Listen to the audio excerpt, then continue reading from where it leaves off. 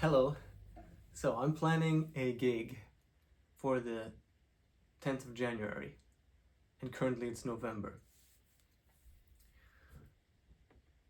It's been a few weeks of trying to see if this gig is plausible, and I feel like now officially the ball is rolling. So I'm definitely doing this gig, and now I'm gonna start vlogging the process of making it. What is this gig? So this semester, my hobbyist big band needed a new conductor, and I thought I would give that a try. At the same time, I've been becoming more passionate about Lindy Hop.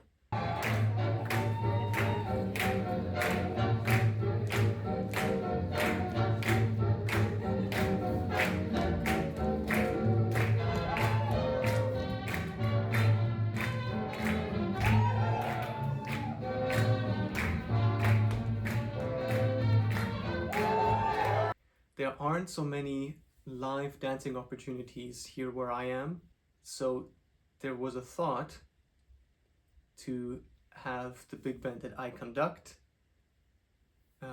perform a concert, as it were, or actually provide the opportunity to dance to the music we play. Effectively, that means we play a concert that contains just swing music of an appropriate tempo and length, with the venue situated so that we can invite people to dance. And I'm organizing this. I would say that I have my foot in 3 camps.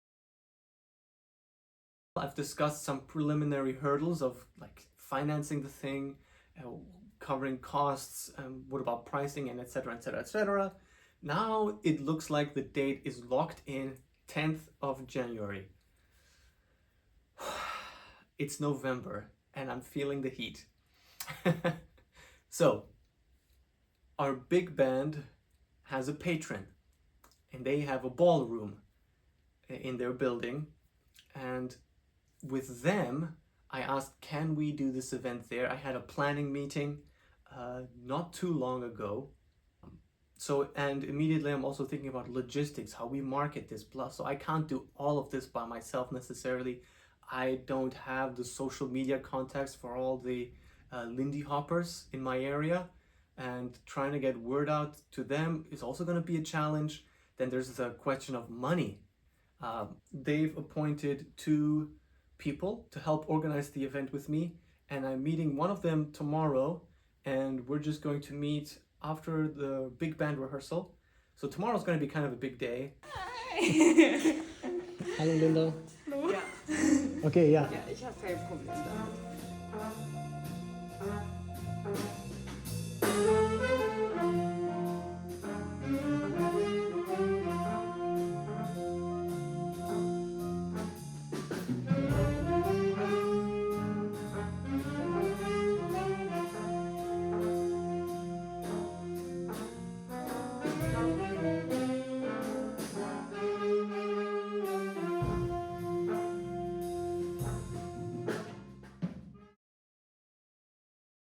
Is one, on the big band side of things, I need to get the band ready.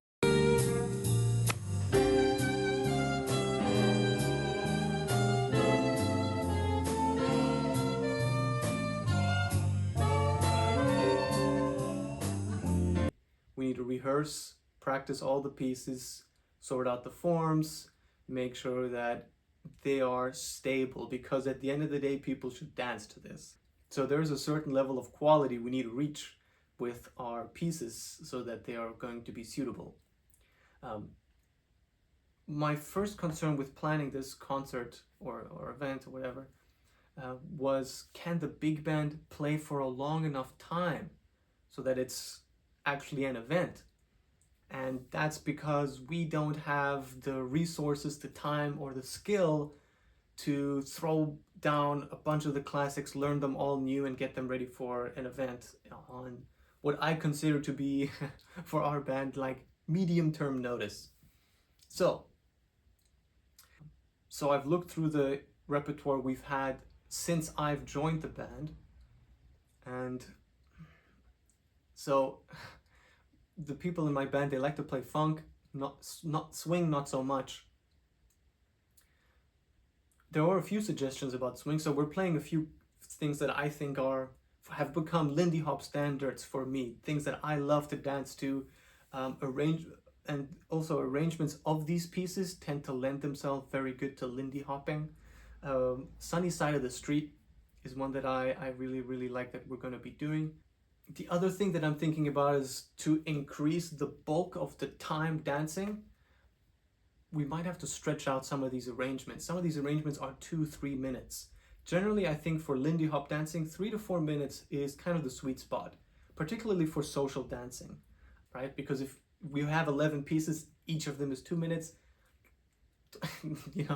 that event's going to be over like that.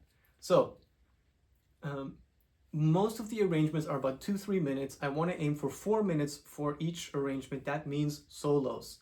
We got to play long solos, or we got to repeat the whole structure, something like that, which is not a problem necessarily. We could do that easily, but then I need somebody in the band to play solos regularly.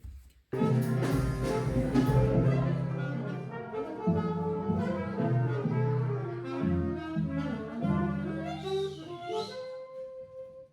let's get started. When the hand is up like this, it means everyone, pay attention, we're about to start the next song. Then if everything looks good, then I close my hand and it means Jorge does the countdown and everyone starts playing. In between pieces, there's quite a bit of time. So I will tell the people what kind of song is coming, what the previous song was, blah, blah, blah, blah, blah. So it'll be like about 1 minute between each piece, so you guys have time to sort out your music, do whatever you need to do, and don't be afraid to talk to each other and to me during the concert. So just let me know something you need more time, something isn't ready, blah, blah, blah, you have a question about the structure, and before every piece, I'll go over it one more time, okay? So, generally some information about the concert. We have 2 sets. In between the sets, we have an intermission, during which we're going to dance in the center. It's going to be like a group dance. So in that time, I don't mind if you guys want to go out during the intermission or you want to stay, but just make sure you're in time to be back for the second half. And yeah, so with the Zugabe, I don't know what's going to happen. They told me we have to prepare something. Right now, the preliminary plan is to play St. Louis Blues twice. Once as our first song and again as our last song. It's a little bit awkward, but yeah, we'll see. Okay. So I have to check out lighting, I have to check out decoration. And I've talked to my Lindy Hop teacher, who is also involved with theater productions as a stage performer and as a technical manager now as well.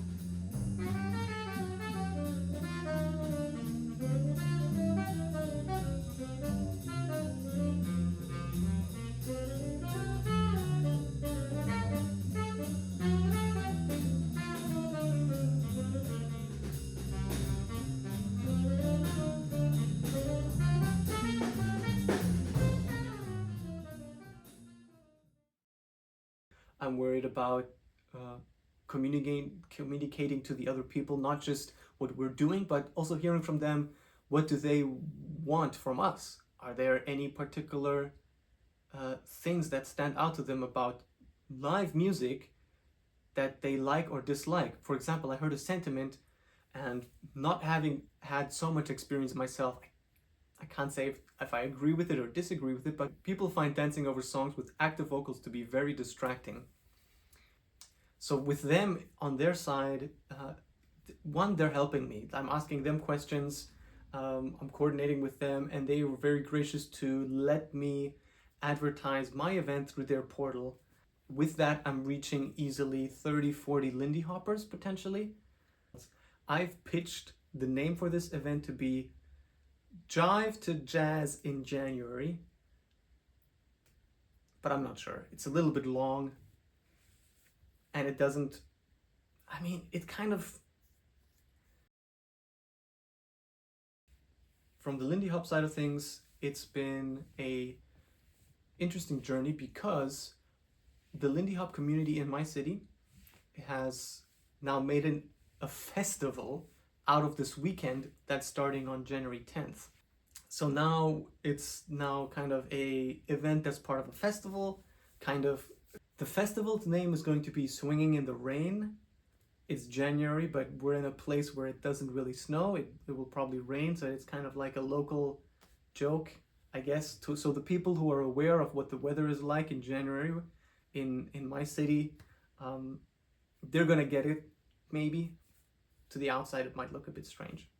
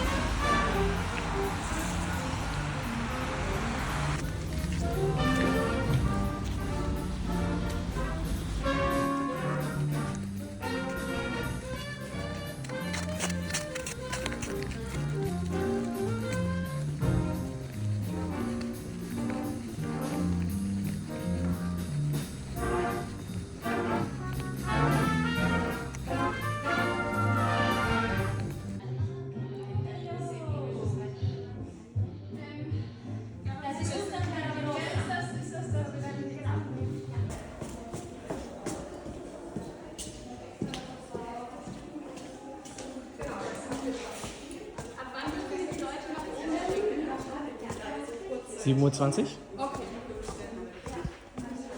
Ich meine, vorher ist dann auch nichts los. Also. Nee, wir wollten nur wissen, wenn jetzt.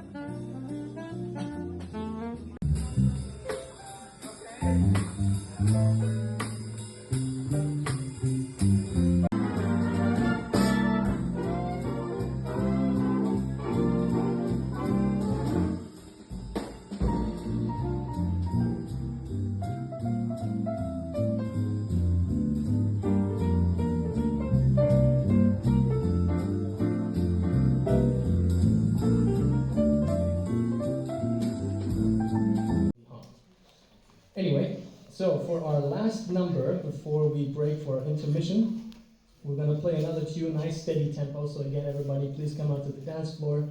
We got a nice jazz standard for you. And stick around after because we are going to do a shim sham.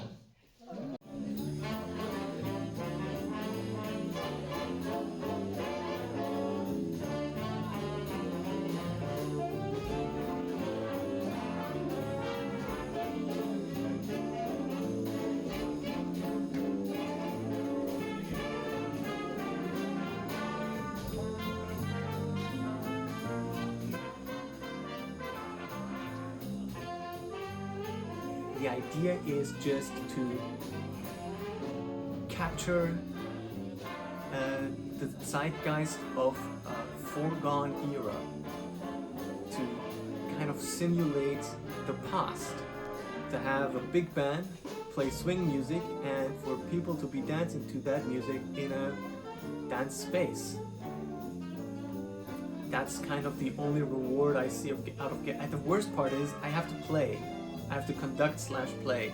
So that means I can't even dance to the music myself, which is kind of the biggest bummer.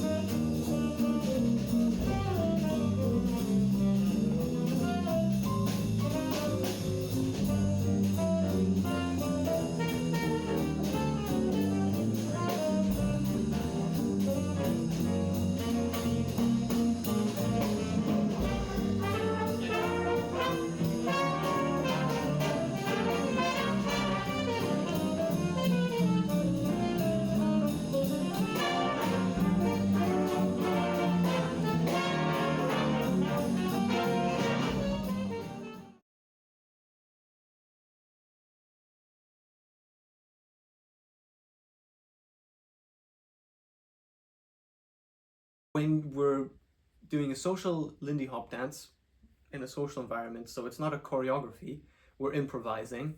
It's much like jazz improvisation actually, which is maybe why I enjoy it so much.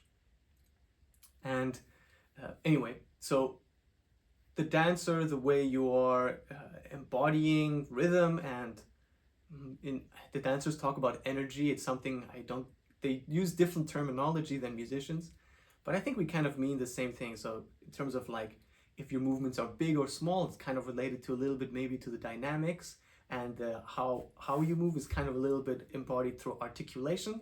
So there are some parallels there. And so they are improvising over the music much like an instrument would, much like a soloist would.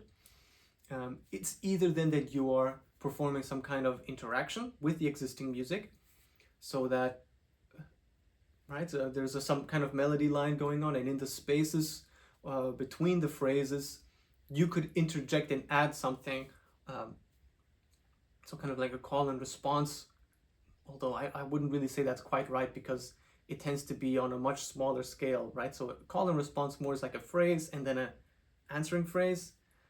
It's not quite like that, but getting closer, I guess. And the other way of improvising is to copy the music. If there's a shout, or if there's a particular vamp, or if there is a turnaround. Turnarounds are super important for dancing. That's where you catch a lot of the flavor. So I would say there it's much more important to mirror what's happening with the music, and to catch if it's a stop, if there's a breakdown, or if there's some kind of the dancers will call this an extension. If there's some kind of melodic fragmentation, or some kind of ostinato through the turnaround, which is some kind of repeated motif or fragment, they call that an extension, so that you would mirror that. So if you stop moving while there's an extension, you kind of, in a way, miss the train. Kind of the musical idea was one thing and you're dancing something totally different. So that, in that sense, I wouldn't say that that's good dancing, because dancing is heavily involved with the music.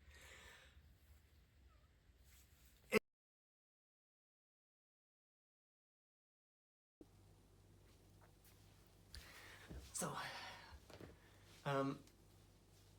it's just occurred to me that I could vlog the process of organizing one of the most complicated gigs I've ever thought about and thought to try, and I don't know why I just thought about it now. Anyway, so about a year ago I started learning Lindy Hop, which was an amazing experience. I think it's really become okay, easy, it's just a camera,